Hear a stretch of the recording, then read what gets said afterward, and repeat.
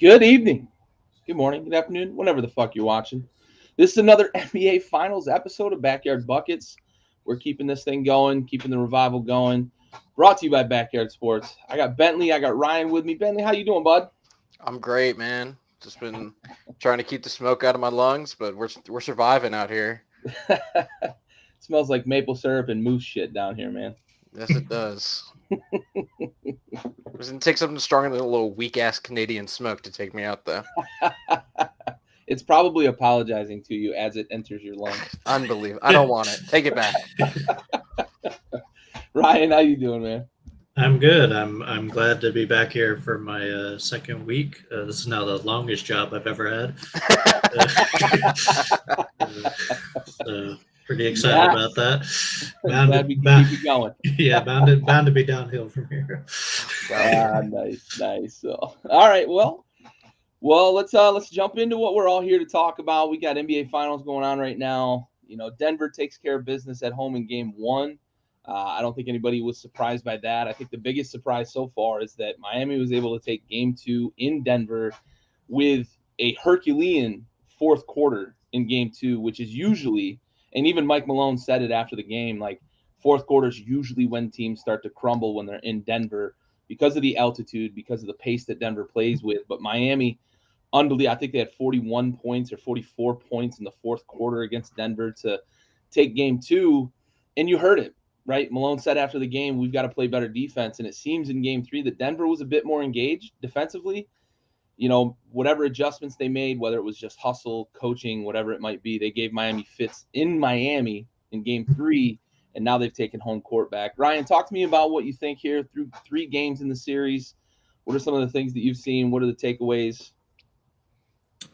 Yeah, I think it's been kind of a weird series. I think Miami makes a lot of games weird to watch. They have this magic about them that can confuse their opponents and make them play the game that they want them to play. Um, so it's been a weird series. I think the games have been interesting. I think the gameplay has been good. I think a lot of things that make Jokic great have been on display, and I think that's important for the NBA as a whole. Uh, and I'm shocked Miami won a game. On the road. I hope the series is competitive as much as I didn't think it was going to be. I hope it's competitive, and I hope it continues. I'd like to see it, at least be close, and not just be a 30% shooting night from Miami every night. Yeah. Yeah, and I think we talked about what you just mentioned a moment ago, right before the series started last week with our preview, that for Miami to win this series, they were going to have to make this kind of a weird or muddy or dirty or grind, right? Grind their way into games in this series. And I didn't expect them to win one in Denver. I picked five. I figured they'd win one in Miami and it'd be a gentleman's sweep. But to win in Game Two, I started to pucker a little bit with my Denver pick, right? I started to think like, wow, is Miami going to be able to do this? And we're going to talk about coaching adjustments in a minute, but what they did in terms of taking away some of the things that makes Denver's offense great in Game Two, I was worried, right? Is Denver going to be able to figure this out? Is Denver going to be able to turn this thing on? Because you lose one at home and suddenly you've got to win one on the road, right? You have to win one in Miami because you can no longer win the series with home court advantage, right? Once you lose it there in Game Two. So weird is a good way to describe it, and I think it matches up with some of the things we talked about last week, that Miami was going to have to do some of these things in order to win this series. Bentley, talk to me. What do you think? Games 1, 2, and 3 here. Yeah, I mean, you guys have both mentioned it, but winning Game Two on the road, taking home court advantage. Obviously, we know that it's swung back to Denver, but after Game Two, I mean, taking home court advantage on the road is huge. Um, and you had mentioned in our preview that you thought that Game Three may have been the game that Miami takes, and that was a good call because the previous three series they'd won each of their Game Threes. Coming back to Miami being the lower seed, so it's like, why would you assume that they win Game Two on the road, right? But that was huge. I mean, they, like you said, you mentioned 41, but I looked at 36 points in the fourth quarter. They outscored Denver by 11 in the fourth quarter, which is obviously, like Mike Malone mentioned, when teams playing in that altitude, you tend to break down, right? Now, given the whole fourth quarter aspect, they had 3 days at that point to kind of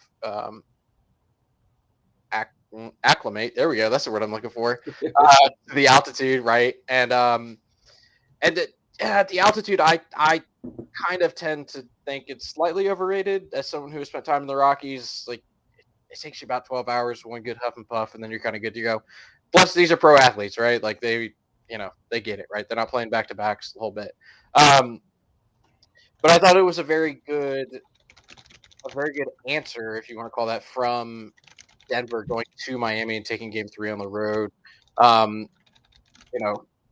You said it was a Herculean effort in the fourth quarter by Miami in Game 2, which is true, but it was no less of a Herculean effort by the 2 stars out of Denver going into Miami and putting up the they did in Game 3. And I think that, like Ryan said, we have a super high level of basketball gameplay series going on right now, and I would love to see 7 from these guys, even though my prediction was Nuggets in 5.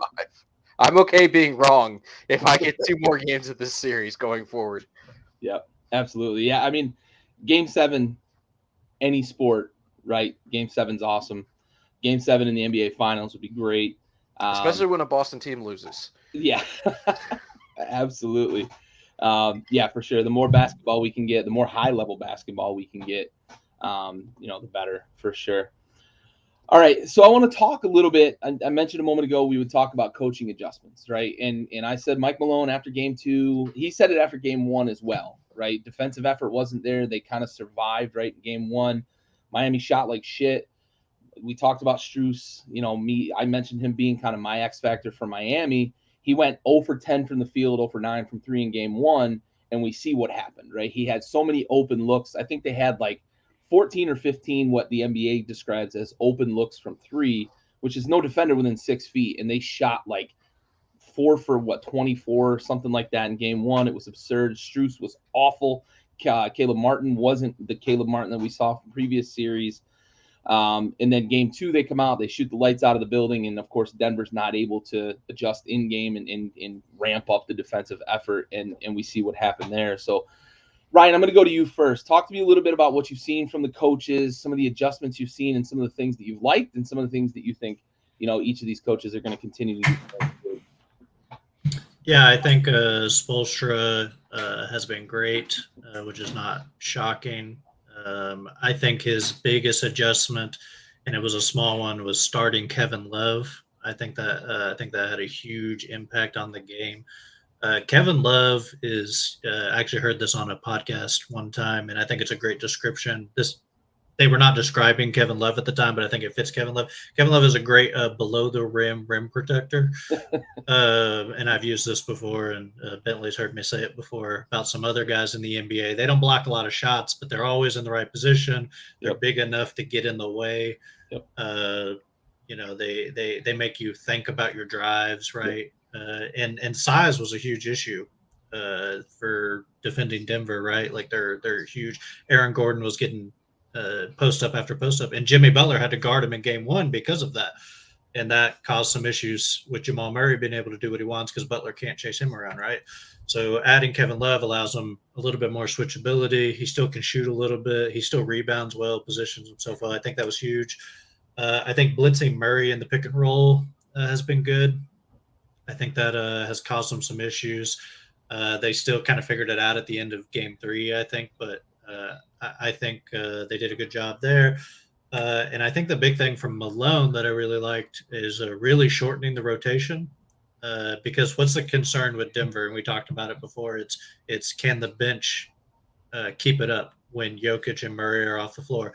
Well, they played, I believe, 45 and 43 minutes, so I don't think they were ever off the floor. And how many? That's how you solve inefficiency by your bench. You just don't put the bench in. Yeah, you just don't play them. 15 guys. Who needs that?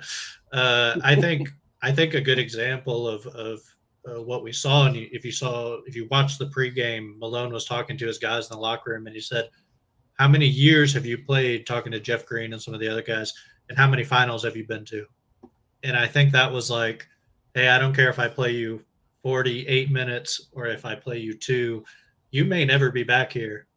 And I think motivating is one of his best skills and one of the most important skills as a coach. And I really think he's done a good job with their defensive intensity and stuff. Yeah, and I think we saw some of the effects of that, right? With Malone actually calling him out and saying that, maybe not calling him out, but at least using him as the example for the team that, like, this is the NBA Finals. Check your ego at the door. We're the Denver Nuggets trying to win a championship.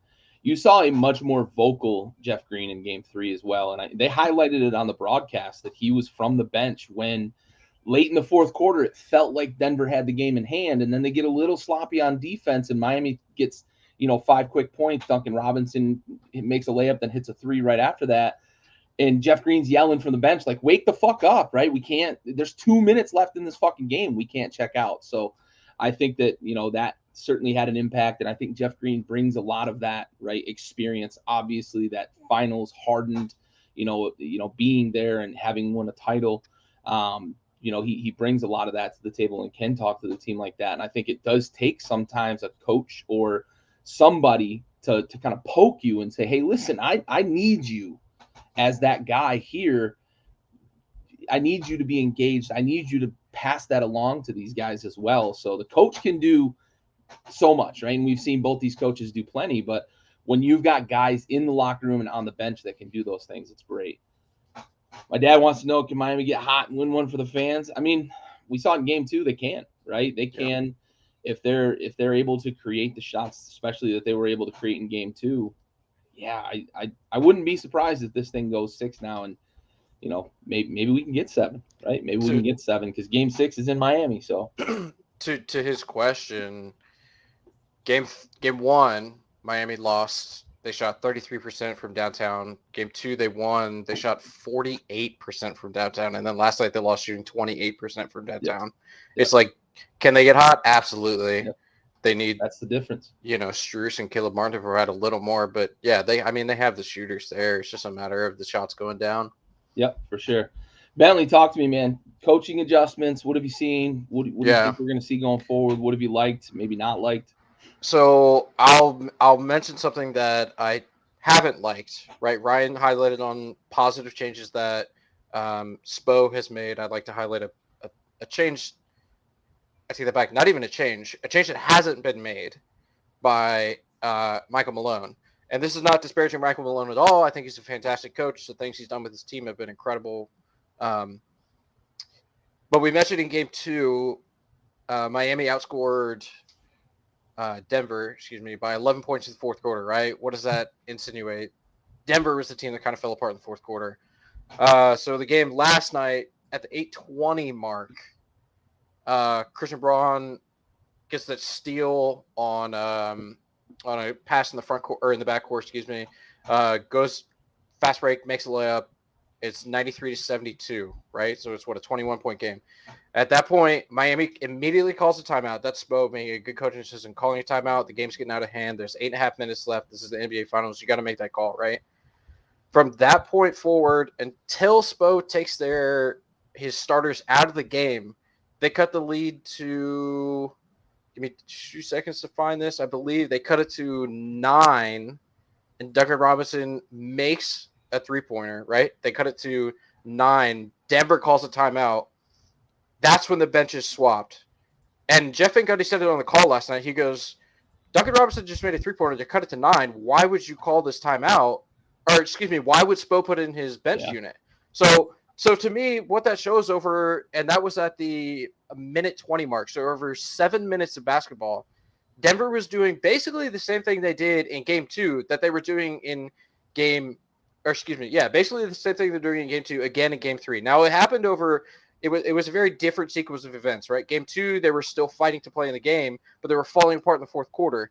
In Game 3, they were slowing the ball down, and they mentioned multiple times in the broadcast. And as the three of us know, you're not going to win a ball game by trying to run the clock. It happens in football, it happens in basketball, it happens in all sports, right? You have a lead in the fourth quarter, you have to play the offense that got you to that point, right? If you lower the intensity level, you allow the other team to get back into the game, especially a Miami team that plays the hell out of the ball in the fourth quarters, as we've talked about, outscoring them in a win by 11 points in the fourth quarter. They've been doing it for the entire postseason. So I think to answer your question of what coaching adjustments have or haven't been made, I think that Michael Malone is not coaching to win in these fourth quarters. He's allowing Jamal Murray to take the inbounds ball and just kind of let it roll up the court. How many fucking times in the history of basketball has that worked? Where you just let the ball roll up the court, whether you're losing or winning. It happens all the time. They're like, "Oh, we're down by 3. I won't start the shot clock yet. I'll let it roll up." It never fucking works. All right, if you're winning in the fourth quarter, just my opinion, you played the game that got you there, right? So the biggest adjustment that I have not seen made is Michael Malone coaching his team to be more aggressive in the fourth quarters than the team they're playing against. It's to me, saying it's just that simple is not correct, right? But if it were me, I would do my best to implore my team, whether that's making substitutions, whether that's shortening the rotation and playing your starters longer. I would do everything I could to find a team motivating factor to keep them going in the fourth quarter. Yeah, for sure. And Aaron, yeah, absolutely great point, right? You're on the road. You can't just check out. That home team could catch momentum, and we see what it does. You mentioned other sports, but in basketball especially, like how many times did we see when the Warriors were at their greatest, right? They'd go into a third quarter or a fourth quarter down 15, 16, 18 points. Curry hits 2 or 3 from the logo, and suddenly it's an avalanche. Next thing you know, they're up 10, right? Yeah. We've got to learn from history. We've got to learn from recent history in this series too. And we saw, when they had the 34 or something, they were up on the Lakers in game 1 of that series. They let the Lakers back in that fucking game. It was an 8-point game at one point with less than 2 minutes left in that game. Then they turned it on, won by 15 or 16. But they let the Lakers back into a game that the Lakers had no business even sniffing. Yep. And, you mentioned it. Is it Malone? Is it the players? They've got to kind of rally around themselves or whatever it is. They've got to find whatever that recipe is to stop them from checking out for long stretches in the fourth quarter. It might be that Malone's telling them, hey, we get to slow it down, run some clock. We got a big lead, but that's not what got you that 15-point lead or that 21-point lead, with 8.5 minutes to go. You've got to rein that in and continue to be aggressive, but smartly aggressive, right? And I think you've got the guys running the show there in Jokic and Murray that you can stay aggressive and not expect them to just make the wrong decision, right? It's not like you've got, Russ Westbrook and James Harden fucking running the show for you. They're going to make better decisions down the stretch, right? So, no offense, to Russ and Russ and James, but. And even to that point of staying aggressive to going down the stretch, you had Gabe Vincent in foul trouble in the first half, and then going into the fourth quarter. I think in the third, he picked up another one. So he's got 4. It's like, why would you not continue to run the ball at him? Yeah. Rather than rolling it up the court and getting into your offense and just having 2 guys pass the ball back and forth, play hot potato 34 feet from the basket. Like, to me, that doesn't make sense. But, I'm not an NBA coach. Ryan, anything else you want to jump on here? No, I agree. I think there's definitely some intensity issues at the end of the games with Denver. I think really fundamentally is like getting into your offensive set just slightly faster, right? Like there's a lot of Jamal Murray ISOs in those situations because there's 7 seconds left when they're actually in their offense. And it's like, well, I guess I'm just going to take this really tough shot. And he does make them occasionally, but he's a tough shot maker as people say, whatever that means.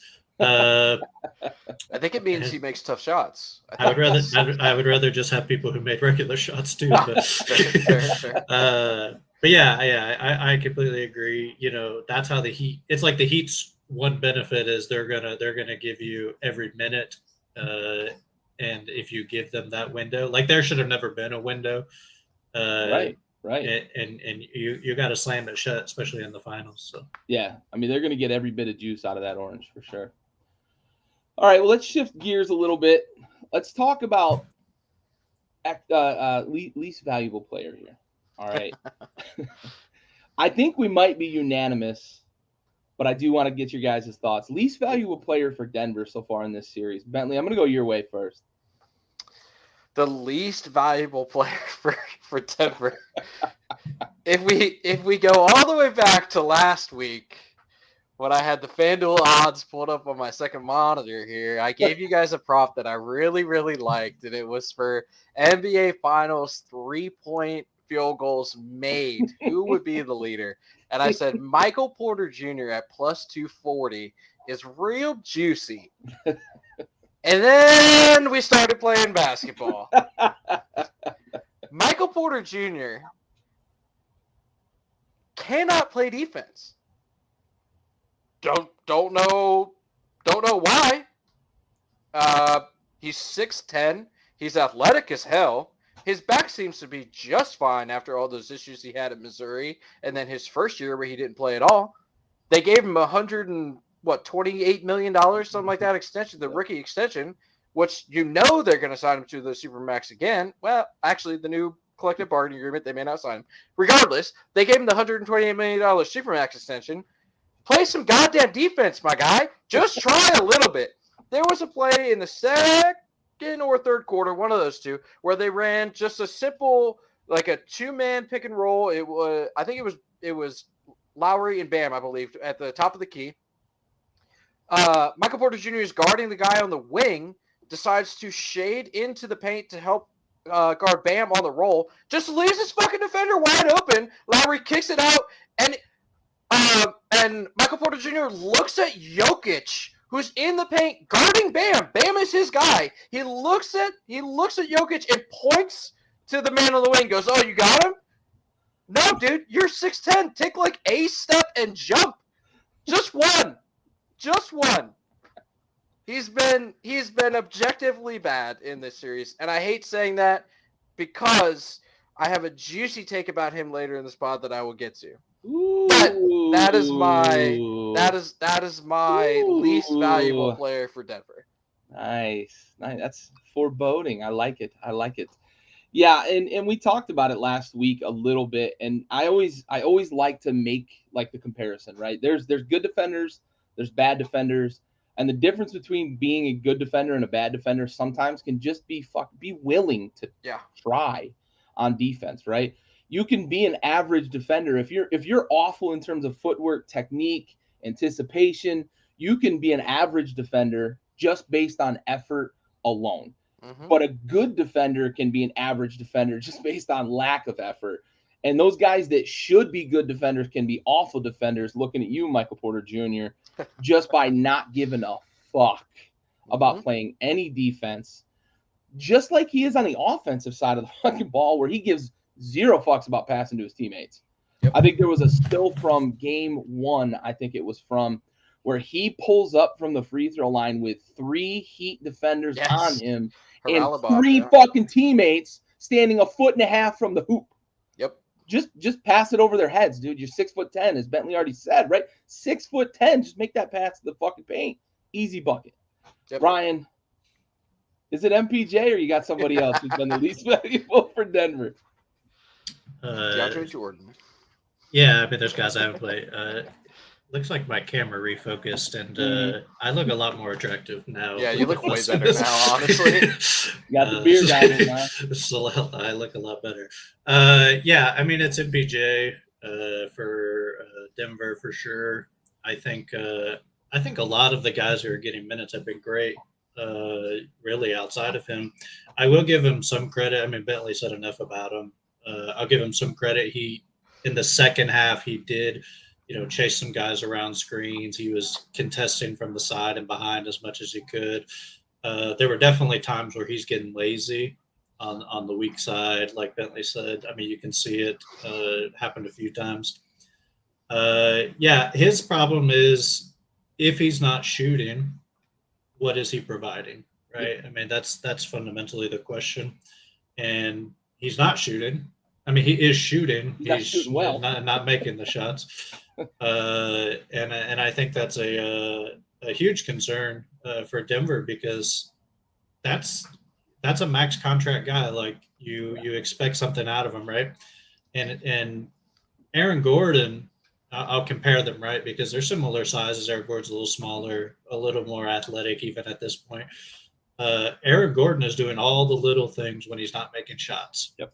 Because he's not shooting amazingly well. There's really his only offense this series has been in game 1 when he was just getting mismatches and backing down guys, which is like, if I feel like if MPJ got that mismatch, he goes to the corner. Yeah. And Gordon dives and is like, oh, Jokic or Murray will give me the ball a foot under the basket and I'll make the layup, right? MPJ can do the exact same thing because of his height, and he doesn't. And he'll occasionally, you talked about it, Gary, he'll get an offensive rebound here and there. But I also have seen him where he just kind of stands there in those situations too. And I'm like, man, if you're not making shots and that's what you're paid to do, just do something. Like, Duncan Robinson is the only shooter, right? Like, he's up there, that's all he does, right? He tries his hardest on defense. He can't stop anybody. but he gets in the way. He's willing. They literally have to play a zone because Duncan Robinson is on the floor. Yeah, he's an awful defender, has no lateral quickness, but he is not getting beat off of those types of situations where he's just not trying, right? Like, he's contesting when he can, he's doing those things. He has physical limitations that are causing him problems. Michael Porter Jr. does not have those limitations, but seems to play like he does. Yeah. He did get an offensive rebound last night. He missed the putback, but he got an offensive rebound. He did, yeah. And he has 26 rebounds on the series. So like it's just it's on ball. Right? Yeah, it like if he's not rebounding, it's what Ryan said. What is he doing? Yeah. What is he doing shooting at the table? Yeah, and I think we saw a little bit like late in game 2, he was on the bench, and I believe JVG pointed it out that he was out for a long period when Denver was kind of floundering in the fourth quarter, and they continued to keep Michael Porter Jr. out of the game. Yeah. And I think it was indicative of the fact that, Malone might have been trying to send a message, or he just felt like that was his best lineup. And unfortunately, for a guy who signed a max rookie extension, that's not what you want to have to do with a guy like that. But he was, especially in game 2, and we saw it a bit more in game 3, but everybody else was making shots, so it kind of covered up that he was struggling still in game 3. But in game 2, he was a mess, an absolute mess. So I have to believe that Malone was kind of doing two things, right? He was putting his best lineup out there that he felt could give him a chance to kind of hold on or at least get back into the game when things started to fall away, but also maybe sending a little bit of a message to Michael Porter Jr. And, Ryan, you mentioned it. We did see a little more out of him in terms of effort defensively in game 3. Not great, but better in terms of effort. So maybe the message was received. I don't really know. But, yeah, I agree with you guys. Least valuable player, and I think the biggest aspect of it is he's a starter. He's a big money guy. He's, a high first-round pick. All those things combined, you got to get more out of him. You got to get more out of him in terms of effort. You got to get more out of him in terms of production, and that's the biggest thing for me. Well, let's switch gears. Let's go over to Miami. Ryan, talk to me. Who's least valuable for Miami so far? I think it's tough with Miami. They have a lot of guys who are middling, and that's kind of how their team is built. It's a lot of guys who just do their jobs. It is tough to identify one guy. I will say one guy I would like to see more out of, and I'm taking a positive spin on your question, which I know the question was not meant to be positive sounding, but I'm taking the positive spin. I'd like to see more out of Kyle Lowry, who was my X factor. There's times where I watch him and I'm like, wow, that is, as a Houston Rockets fan, he has that energy he had as a very young Houston Rockets player before he was anything. Yeah, he was not. He was just a guy people thought would be good and ended up being an all-star caliber player. But he has the body type to create rim pressure and take contact and finish over guys. But all I'm seeing him doing is shooting threes. And I know he doesn't have the quickness to drive by guys as easily anymore, but he still can get a guy on his hip and make decisions. And that's really something that I think Miami needs, because the only playmaking that's happening in the middle of the floor is with Bam, and that's not even happening enough, in my opinion. I think Kyle Lowry really needs to play better in his minutes and do a little more running the half court. Basically my same answer to who would be their X factor. The X factor has not existed, so the X factor has been negative for them. Bentley, agree? Disagree? Somebody else? So So one of my notes that I took on the game last night, Kyle Lowry's a dirty player. We all kind of know it. So at that sort of dovetails off of what Ryan is saying. Like he's doing, I'm not sure that he has the athleticism or the legs to do the things that Ryan wants him to do. A little more playmaking, yeah, sure. But like, so he does what I've noticed what Kyle Lowry does is he does the old Steve Nash where he dribbles under the basket, right? And Jimmy Butler does this a lot too. They run under the basket, they circle around to just over the restricted area, and they pick up the dribble. And if Kyle Lowry's not doing that, he's shooting a three, like Ryan mentioned. But Kyle Lowry's a dirty player. There's a play in there's in the second half somewhere where Jokic goes up for a rebound, and they showed it very clearly on the replay. Or actually, I saw it on Twitter today. Kyle Lowry hooks him with his leg, like picks his left leg up off the floor, puts him in a fucking an ankle lock. Yeah. And Jokic, all 200 and he's probably 270 pounds at this point, lost all the weight playing, but he goes slamming to the floor, and nothing's called. But it's like, come on. I mean, the Rick Mahorn style of basketball. Yeah. And Lowry does shit like that all game long. He if he gets the ball on a break, he backs up into the defender, and it's all the tricks. Yeah. But tricks don't win in NBA Finals. So a lot of those sneaky things that like guys like Chris Paul do too. You see him every once in a while. Free agent Chris Paul. I don't know that they're necessarily dirty in terms of intentionally dirty, but it's like they get swept up. They get swept up in these things, and they make these moves, and then they exaggerate them, and they go too far.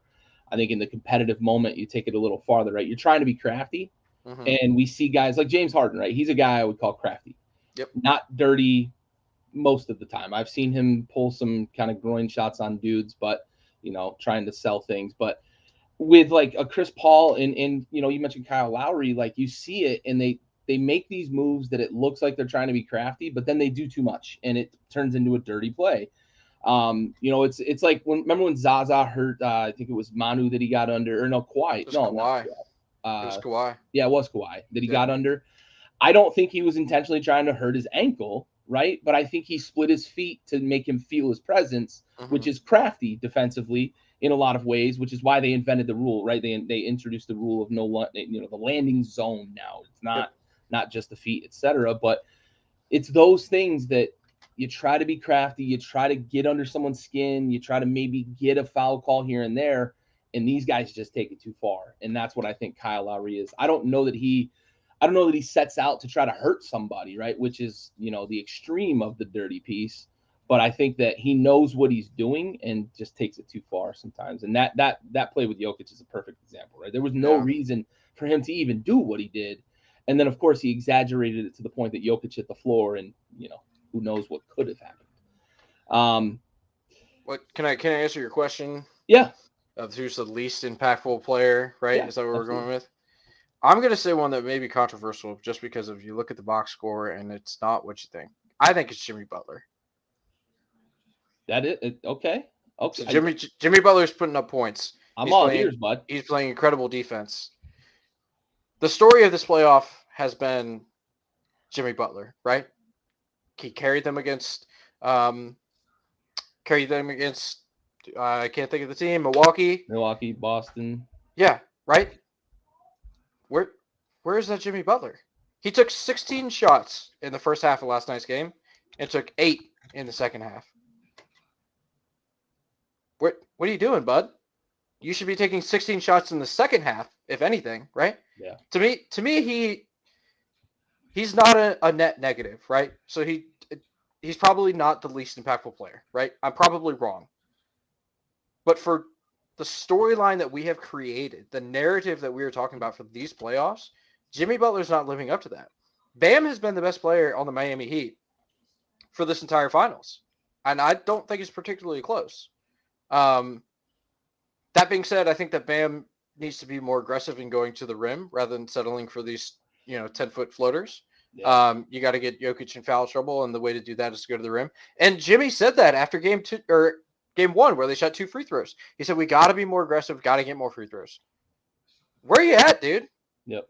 You can't say that and then take 8 shots in the second half. if you're going to be the team that care, and he said it in a press conference, he said if we win the championship, it'll be because of Bam, which is playing out to be true. But you have to contribute. Like, you scored 28 last night. That's wonderful. But you were also down, 21 in the fourth quarter. To me, Jimmy's just not doing enough. They're relying on these, and we mentioned in our preview, they have all these undrafted guys and two-way guys they've brought up. Jimmy, you made the stink getting out of Minnesota. You have a chip on your shoulder because Philly chose Ben Simmons and Tobias Harris over you. You chose to come to Miami, join the Heat culture, do the whole bit. You've been to 2 out of the last 3 NBA finals. It's time for you to step up in this fucking series, dude. You got to have a 44-point performance. You got to score, 27 and have 15 rebounds and 9 assists. Like, you got to – he just is not leaving his imprint on the offensive end of these games. And I know that the numbers will not back me up in saying this, but I know what I'm watching, and I'm seeing him not take over these games in the fourth quarters the way that people expect him to. Yeah, that's just how I feel about that. Yeah, something I don't hate the take, to be honest. I'm surprised by it, and it is, if that's the hot take you were talking about, it's definitely pretty warm. But so you got something warmer than that, huh? All right. Maybe it's warmer to me personally, just because of historical context and the way that I view basketball. And it's something that I've never even said to Ryan before. It's a guilty pleasure of mine, truthfully. All right. Can't wait for that. But yeah, you look at what Jimmy did last night in a pretty crucial game 3, right? You've got a chance to go up 2-1 at home. You've stolen home court advantage and you got an opportunity. He didn't facilitate a lot, which is what you would think he'd have been doing, taking half the shots he took in the first half. He had 4 assists last night. And, the disparity in shot taking from the first half to the second half, I can understand why you definitely want more from him for sure. I'm going to be unfair with my least valuable take here. Love that. And I'm going to use a guy's name here, and I know it's going to be unfair. So I'm prefacing with the fact that it's not fair that I'm going to say Caleb Martin has been the least valuable player for Miami, right? And it's not because of who Caleb Martin is as an NBA player. It's because of who Caleb Martin has been throughout this playoffs for Miami. Yeah. And we said it coming into this series that he was going to have to continue to be the guy he was going to be. Strus was going to have to hit some open shots. Strus did a better job in game 2 hitting shots. Caleb Martin did not. So through 3 games, a guy that was sizzling, white hot throughout the first 3 rounds of the playoffs for Miami has really been a liability for them. Shooting, he's at like 30%, I believe, from the floor.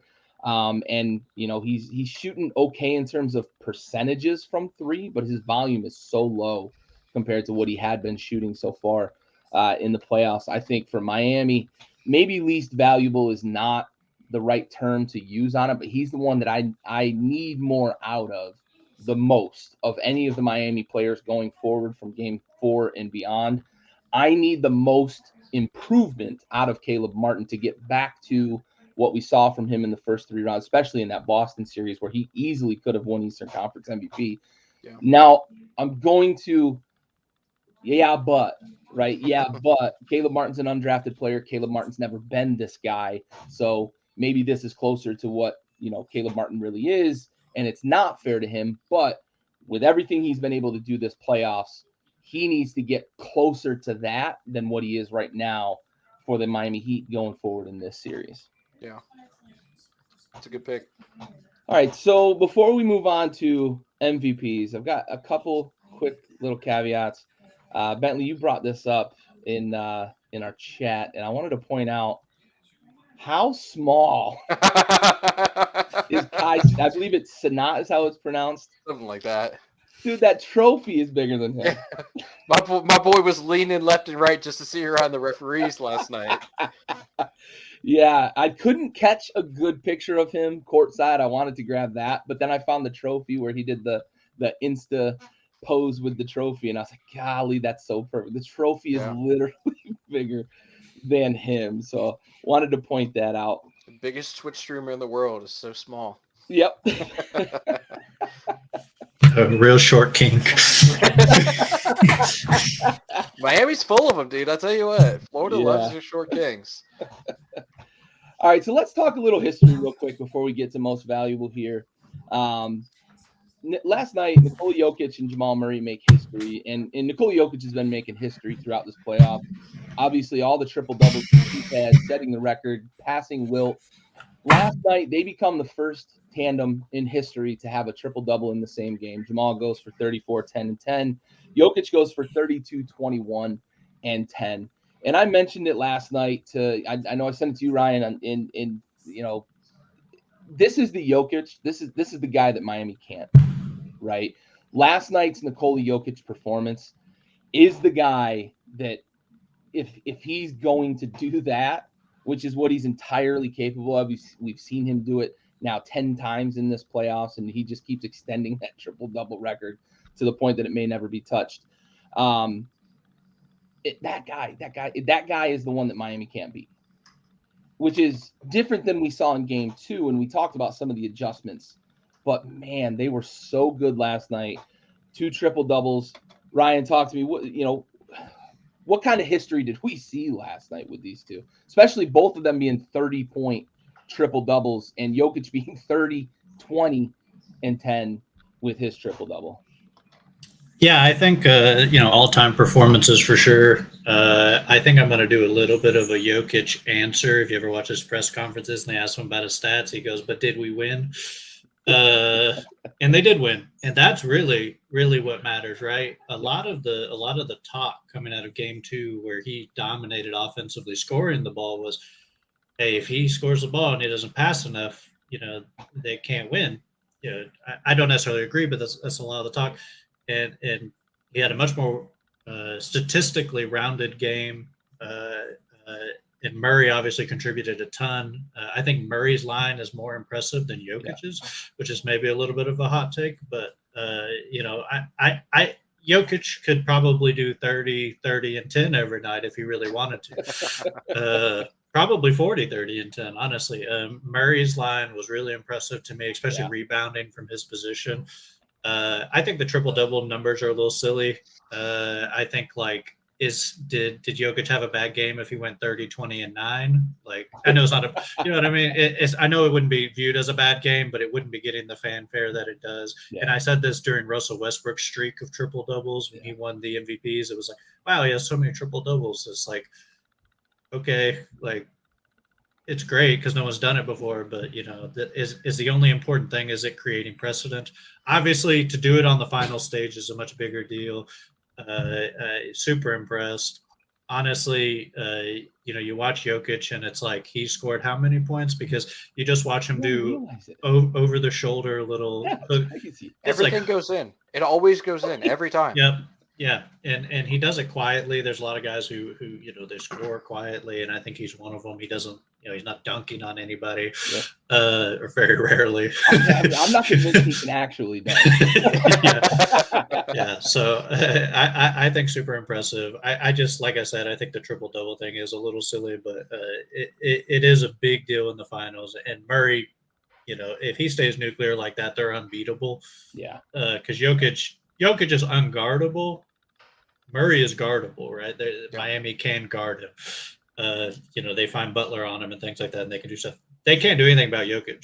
So, this should be every game. I'm not saying 30, 20, and 10, but, he should be the best player on both teams every single game. It's the doing it together with Murray that was so impressive to me. Yeah, absolutely. The best screen grab from last night was the score ticker, where Jokic had 40 minutes, 30 points, 20 rebounds, and 10 assists. It was just a perfect, what do they call them? Angel numbers? Just boom. 40, 30, 20, 10. Yeah, it was great. What are your thoughts, Bentley, on this history here? Yeah, so the most, Brian said the most impressive line was Jamal Murray's, and I don't disagree, because we all kind of, in our preview pod, I said that Jokic could average 40 in this series, and it wouldn't shock me. But the most impressive part of the double 30-point triple-double is that they both shot well over 50% from the field. Jamal shot 55%, and Ryan even said it earlier, he's a shot maker. He makes tough shots. Some of those falling away 12-foot jumpers in the paint, those are not easy shots with guys in your face. They just are not. And then, like I just said, interjecting a minute ago, every time Jokic shoots the ball, I think it's going in. Yeah. Whether it's 24 feet, 15 feet, or 4 feet. Like every time he touches the ball and shoots it, I think it's going in. But to have both of those guys go, 30, 20 in one case, 10 and 10, like that, but doing it efficiently. Yeah. I mean, that's incredible. And against multiple defenses, right? Like they switch up man to zone. It doesn't matter. Jokic makes the correct play every single time. He hits cutters. He hits Jamal. They do the 2-man game, which is just chef's kiss, right? Like they have the best 2-man game in the league right now because Jamal Murray is probably underrated as an NBA player, and Jokic is convincingly the best player in the world. But to watch them both do it at the efficiency level that they did and go for triple doubles combined, I mean, you can't say enough good things about the way that they played last night. It was incredible basketball to watch. Yeah, for sure. I'm glad you brought those 2 points up, right? The efficiency is something that it wasn't really talked about last night, and I didn't really hear a lot of conversation about it today. But yeah, I mean, you're both shooting over 50%. It's not like it was 2 men and nobody else. You were efficient as fuck. Yeah. And both had 10 assists. So you're getting teammates involved. Now, maybe, quite a few of those assists went to each other, but you're also getting your teammates involved. And as you said, right, the best 2-man game in basketball right now. And honestly, like, maybe you've got to go back to, like, is it Stockton and Malone? Is it Nash and Stoudemire maybe? For that style, probably. It's probably up there with, like, Wade and LeBron. Yeah, Wade, as LeBron. Far as how effective it is. Effectiveness, yeah. Sure. It's a different type of 2-man game. But yeah. Yep, absolutely. And then you mentioned every time he shoots, it feels like it's going in. And he hit a 3-pointer. I want to say it was right early in the fourth quarter. He hit a 3-pointer where he had some space and shot it. And, like, I walked away because it just feels like every one of his shots is going in. Yeah. It really does feel that way with him. He just, it's so effective, so efficient. And it doesn't matter what angle he's shooting at. He's got people draped on him. My brother and I talk a lot because my brother's a Nuggets fan going back to the Melo days. He kind of followed Melo to Denver and hung around after that.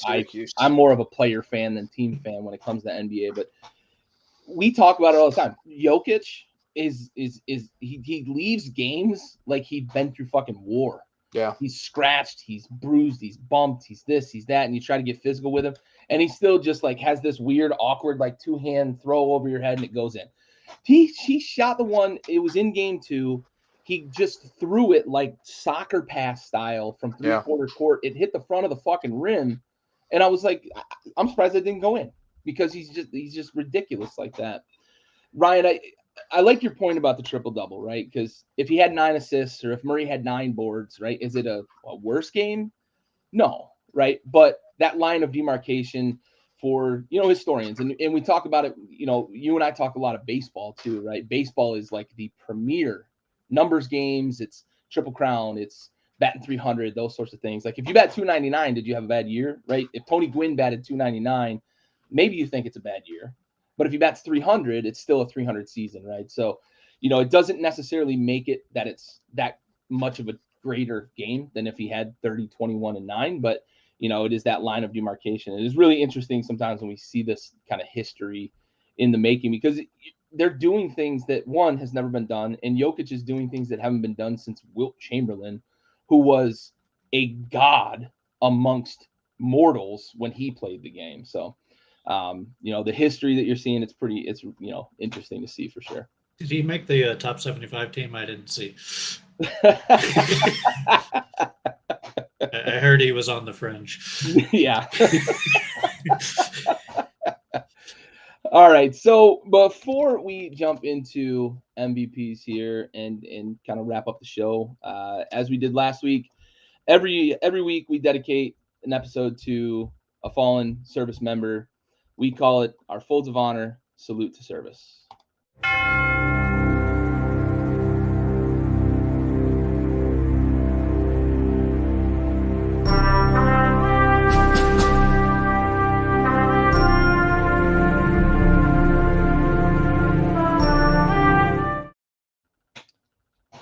All right, this week's episode goes out to Private First Class Brandon J. Kreischer. He died July 29th, 2019, serving during Operation Freedom Sentinel. At the time of his passing, PFC Kreischer was 20, hailing from Stryker, Ohio. He was killed as a result of small arms fire in Tarin-Kaut, Uruzgan province in Afghanistan. He was assigned to Company B, 1st Battalion, 505th Parachute Infantry Regiment, 3rd Brigade Combat Team, 82nd Airborne Division out of Fort Bragg, North Carolina. PFC Brandon J. Kreischer, we have the watch.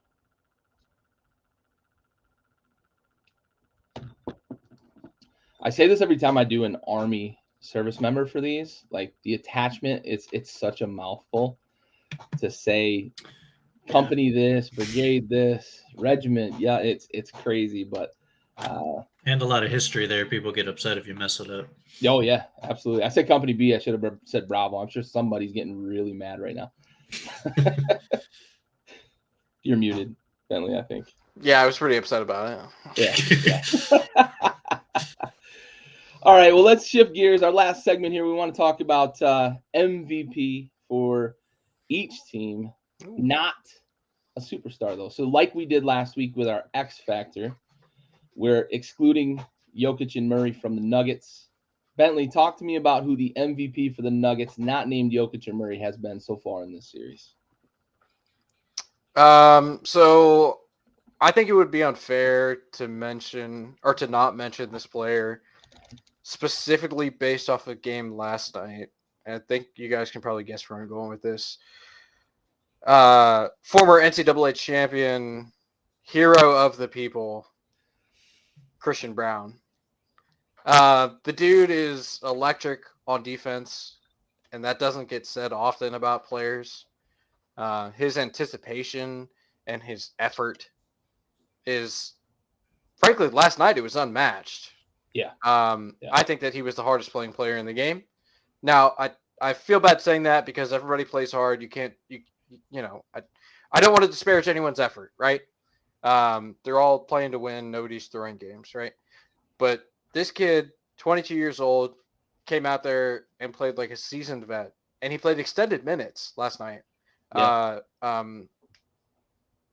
He played more minutes. Reggie Jackson actually got in the game, which is not something I don't think anyone expected to see. But, when Murray plays the entire first quarter, you got to sub him out for a minute. But Christian Braun, I mean, the dude was electric last night, right? He had steal breakaway. He had steal breakaway and one. He had multiple dunks, which, like, I didn't see that coming. I know the kid's not a shooter, but like, I'm not watching him dunk over people every day. He had a dunk that he missed. He either missed or got fouled and missed as a result. But the guy's going hard to the rack every single time he gets the ball. And I don't know. I just love watching that level of effort from a guy who's doing it on the defensive end and gets rewarded for it on the offensive end by, the best passer in the NBA right now. Sorry, as my dog makes an appearance with their squeaker toy. Up there. But yeah, Christian Braun for me so far has been the non-star MVP because he's bringing energy and electricity to a bench squad for Denver that, while deep, is not necessarily the most talented group, but he's carrying them along with his effort and defensive prowess. Yep, I like it. Energy, right? And that's often what you look for out of bench guys. Yeah, energy, effort. If you can score, you can score. You need a guy off the bench that can score, but he's giving it to them in a lot of ways that, you don't necessarily, you talked about the steals, right? The anticipation, being in the passing lane a couple times last night. And those are energy plays. Those are, they suck the energy out of the home crowd, but they also invigorate your teammates, right? When you can, steal, breakaway, dunk, especially the and one, those are the plays that provide that boost to everybody else, not just showing that, you've got the energy. You're not, it's not just that you're a coach's kid, hardest working, first in, last out. You're providing some energy for your teammates. Ryan, who you got, bud? Most valuable, not named Jokic or Murray? I just want to apologize first to Christian Braun. I focus a lot on the draft, especially the last couple years. And I remember when Christian was coming out of Kansas, and I said, that guy should probably go back to school. He did. And when the Nuggets took him, I believe at 21, I said, wow, they should have picked somebody else. And draft evaluations are difficult, but I really missed that one. The guy is really athletic. He had a 40.5-inch max vertical leap. He was second to Kennedy Chandler, who's a name a lot of people probably don't know, but in that combine. So he's a lot more athletic. It was functional athleticism was my concern, but he showed he has it, and I respect that. He was going to be my honorable mention. I think Aaron Gordon has to be the guy who's been the most valuable. Like I said before, when he's not scoring, and he's scoring enough, but when he's not scoring, super versatile defensively. He's rebounding. I really like his initiation of the break after he rebounds. I think that's been really valuable to them. He's caught Miami in bad situations because Bam's not back. Who's stopping him going to the rim? It's like Butler's got to be the guy who stops him.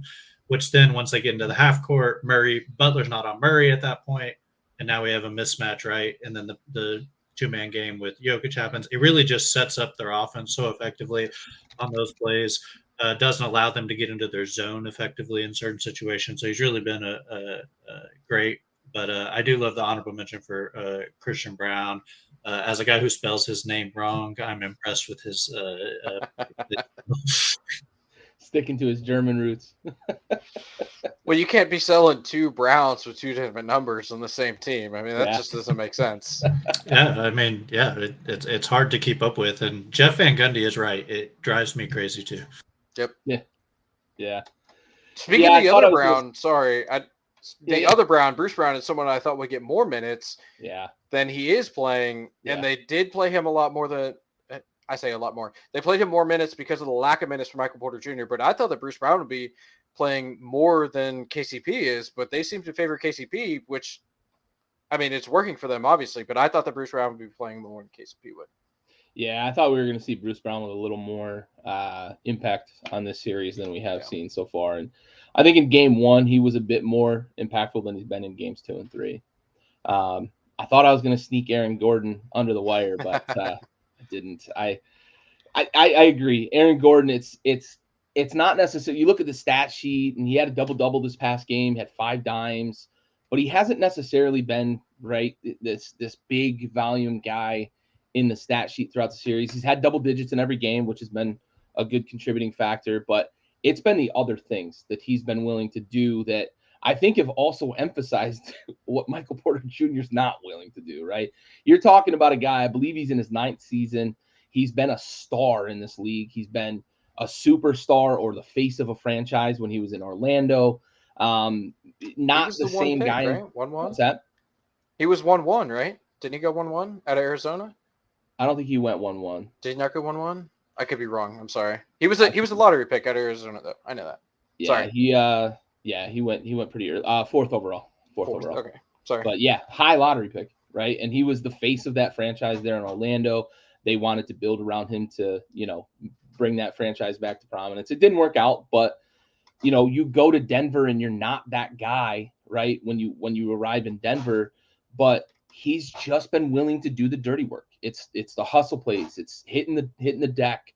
It's switching hard and hedging on screens and on picks and hitting the boards hard and rebounding and being alive defensively, which is something we can't say about MPJ, who is the logical guy to compare him to on that team. And I think what Aaron Gordon has done highlights for me, his value to the team and what MPJ could be, but isn't willing to be.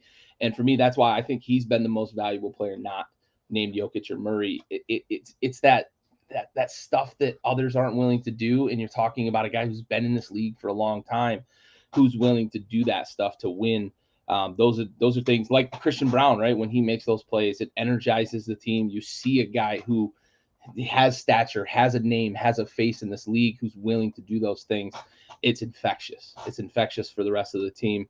And yeah, I agree with Ryan that he's been the most valuable and concur as well that Christian Braun, honorable mention, he's been phenomenal in this series. All right, let's bring it home with what do the Miami Heat have to do now, right? Because we saw them get beat kind of handily on their home court. It got a little dicey late with the lack of effort from Denver, but 21 points with 8.5 minutes to go. They had the game pretty well in hand.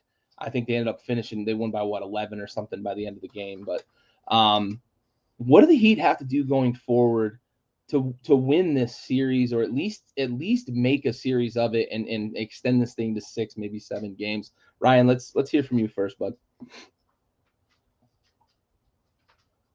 You're muted, bud. Sorry, I thought about this question, and it's difficult to really come up with, an X's and O's or an adjustment you can make. I think they've made a lot of those adjustments already. I expect Spoelstra to throw wrinkles into things as he always does, but I think a lot of the big adjustments have already happened, and the Nuggets are still a dominant offense, which makes it so tough. Some of the things I think they could do better, they could shoot a little better. That would help. That would be my first thing, is just the team is built to shoot the ball, right? I mean, that's how the team is built. And they've been getting okay looks again at the 3-point line. We talked about that in our preview, that is really where their skill set is. They need to make those. They have no chance if they don't make those. Bentley mentioned that as well. I would like to see Bam as more of a playmaker, forcing Jokic to make decisions on, is he going to come out? It seems like Jokic currently is going to stay around the rim when Bam comes out, or, just kind of show a little bit and force Bam to shoot, which I think is good. But I do like Bam around the top of the key making decisions there. What I will say about that is Jokic staying around the rims have been great. There's a stat that the Heat are shooting 24% worse at the rim while Jokic is defending it, compared to what they normally shoot, which I believe is 61% normally. So they're 24% lower than that. That's an incredible statistic for a guy who people don't think is much of a defender. I mean, that's elite level rim protection. Yeah. Yes, he's not guarding guys on the perimeter, but elite rim protection. So I get it.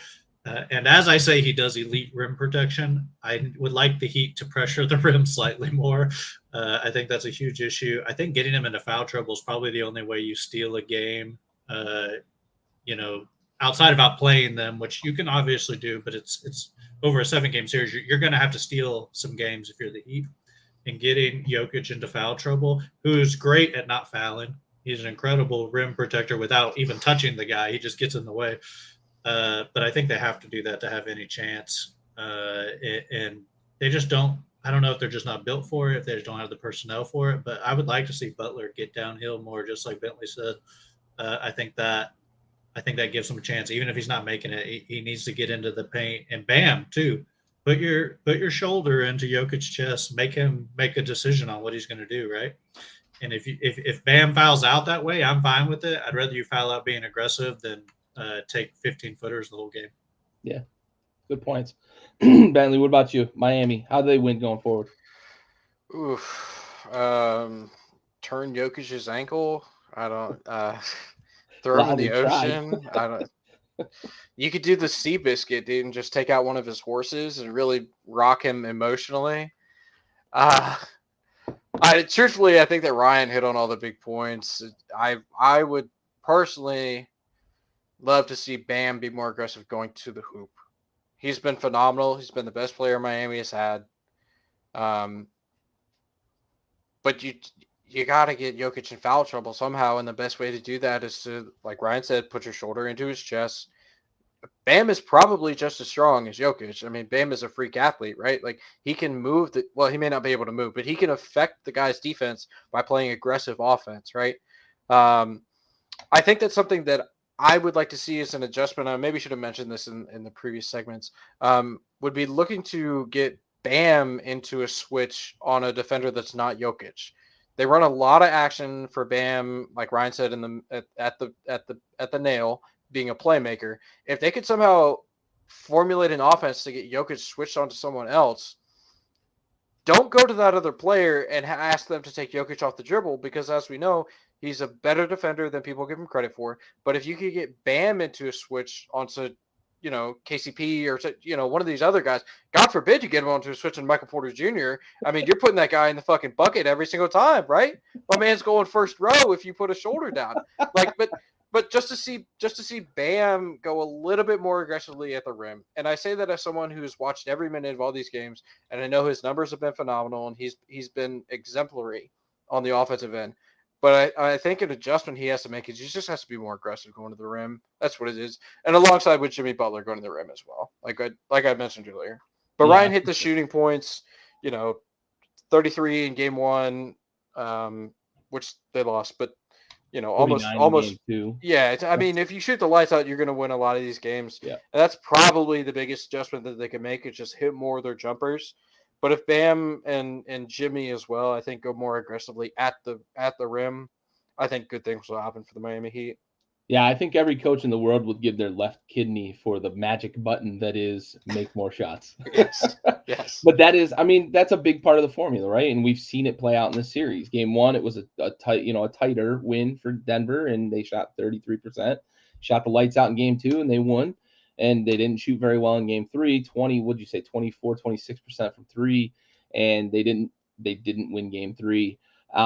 I think one of the biggest things that is going to be hard for Miami to adjust, and I think you're both absolutely right, going to the rim is going to be their biggest asset, because Ryan, you mentioned the fact that Jokic isn't switching at the top of the key anymore. And we saw late in game 1, and I believe we talked about it either in the office or in the chat, but Miami sort of started to figure something out late in game 1 where they were able to get Jokic involved in the screen and rolls, and they were able to get some looks at the rim.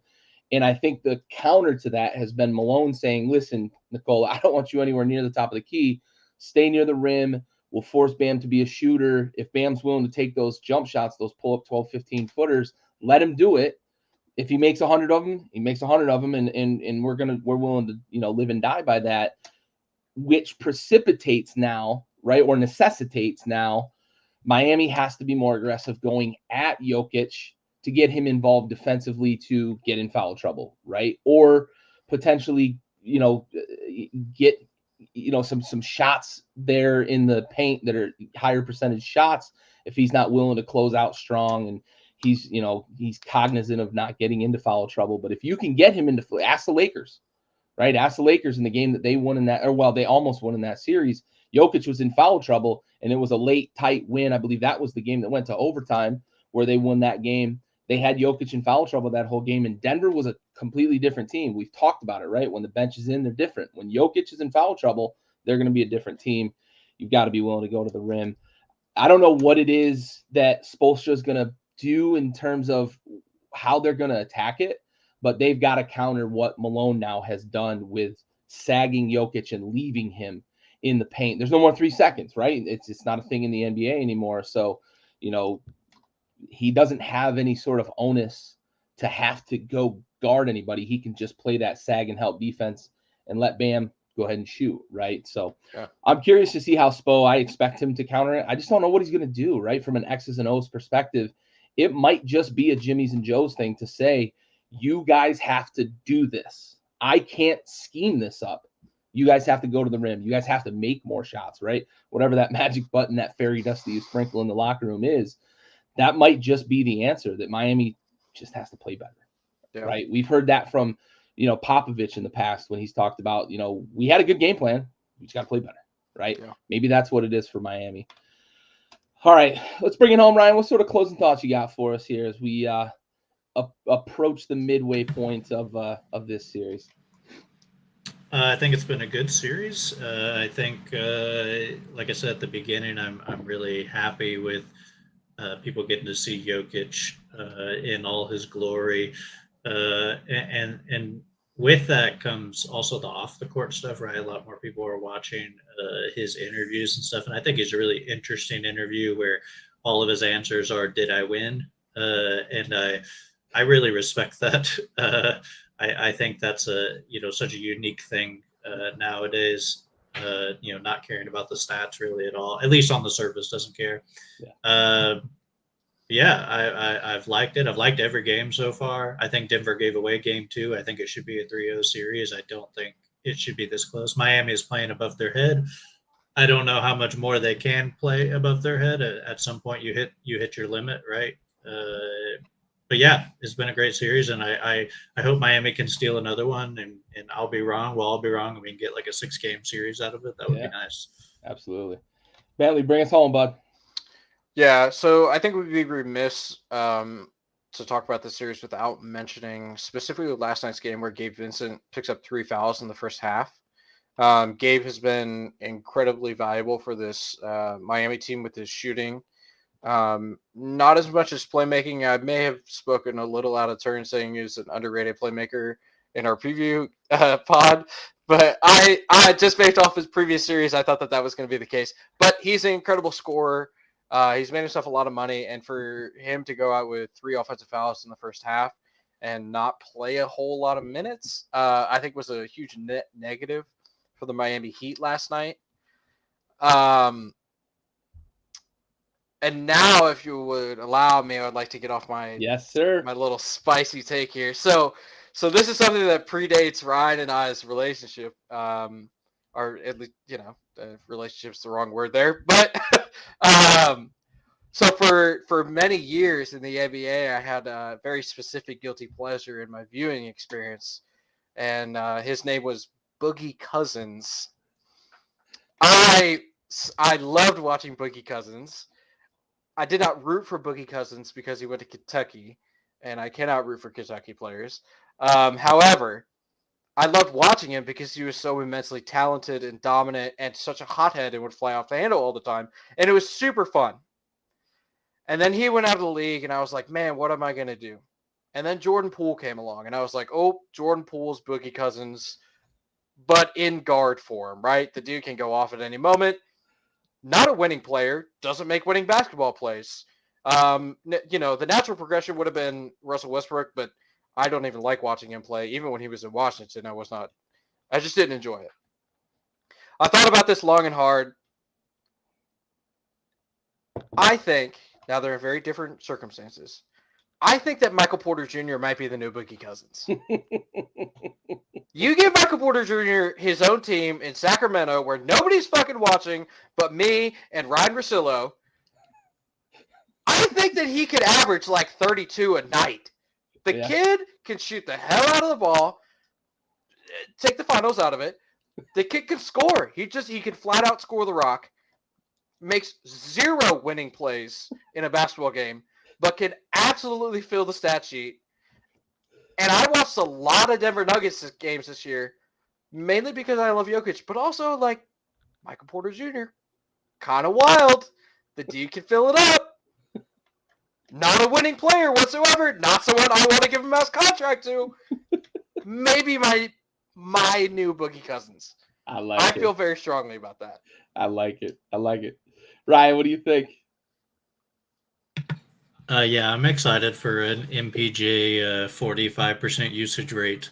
Yes. I think that would be really cool. Yes. I think the league expands 2 more teams. I think that's a perfect opportunity for him. I don't want him in Houston, Vegas, but yeah, 41 shots a game. Yeah, Yes. I think it's perfect. You just put a bunch of guys around him who play defense, and he just shoots. I respect that. We all have those guys in the league. We all like those guys. Yeah. All right, I like it. Good hot take there, Bentley. I think there's some potential there. Give us a call, Adam Silver, David Stern, Adam Silver. Yeah, RIP. Mixed them up there, mishmash. But give us a call, Adam Silver. We got an idea for you when you expand the league. We got to find a way to force Denver to let MPJ go to Vegas or wherever else. Maybe it's somewhere else in Texas, right? That gets another team. But it's Seattle, dude. It's Seattle and Vegas. Yeah, that's true. Seattle. Yeah, the Pacific Northwest can have fun with that. Yep. I agree. All right. Well, appreciate you guys joining this week. Appreciate everybody that tuned in. Appreciate the comments we got. We got half the finals left. We might be talking about the winner next week, or we might be talking about a big time game 7. We'll see how things go. But Ryan, Bentley, appreciate you. We are